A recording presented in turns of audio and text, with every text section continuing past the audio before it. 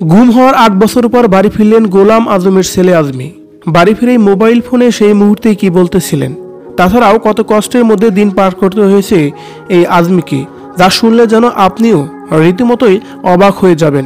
কত কষ্ট করে প্রত্যেকটা দিন তাদেরকে পার করতে হয়েছে। প্রিয় দর্শক, এ বিষয়ে বিস্তারিত দেখুন পুরো ভিডিওতে। ৮ বছর পর বাড়ি ফিরেছেন জামায়াতে ইসলামীর সাবেক আমির প্রয়াত গোলাম আজমের মেজো ছেলে সেনাবাহিনীর সাবেক ব্রিগেডিয়ার জেনারেল আবদুল্লাহ হিল আমান আজমি। বুধবার ৭ আগস্ট মধ্যরাতে তিনি পরিবারের কাছে ফিরেছেন বলে এই বিষয়টি জানা গেছে। ২০১৬ সালের ২২ আগস্ট দিবাগত রাতে আবদুল্লাহ হিল আমান আজমিকে তুলে নেওয়া হয়। সে সময় জামায়াতের ইসলামীর পক্ষ থেকে বলা হয়, ২০১৬ সালের ২২ আগস্ট দিবাগত রাত ১২টার দিকে রাজধানীর মগবাজারের বাসা থেকে সাদা পোশাকে আইন শৃঙ্খলার বাহিনী পরিচয় দিয়ে তাকে আটক করা হয়। পরে আবদুল্লাহ হিল আমান আজমিকে সেনাবাহিনী থেকে বাধ্যতামূলকভাবে অব্যাহতি দেয় আওয়ামী লীগ সরকার। তবে জামায়াতে ইসলামীর পক্ষ থেকে আটকের বিষয়টি একাধিকবার দাবি করা হলেও আইন শৃঙ্খলা বাহিনীর পক্ষ থেকে তা অস্বীকার করা হয়। এর আগে একই সময় নিখোঁজ থাকার পর মঙ্গলবার ৬ আগস্ট বাড়ি ফেরেন জামায়াতের সাবেক কেন্দ্রীয় নির্বাহী পরিষদ সদস্য মীর কাশেম আলীর ছেলে ব্যারিস্টার আরমান।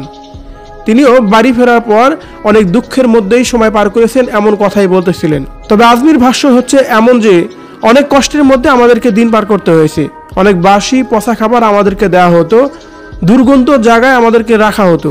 প্রথম অবস্থায় অনেক কষ্ট হয়েছে, কিন্তু পরবর্তীতে আমাদেরকে বাধ্য হয়েছে মানিয়ে নিতে। তাদের সেই কষ্টের কথা শুনলে যেন গায়ের লোম দাঁড়িয়ে যায়। এতটা কষ্টে রেখেছে এই হাসিনা। যে কথাগুলোই বলতেছিলেন আজমি।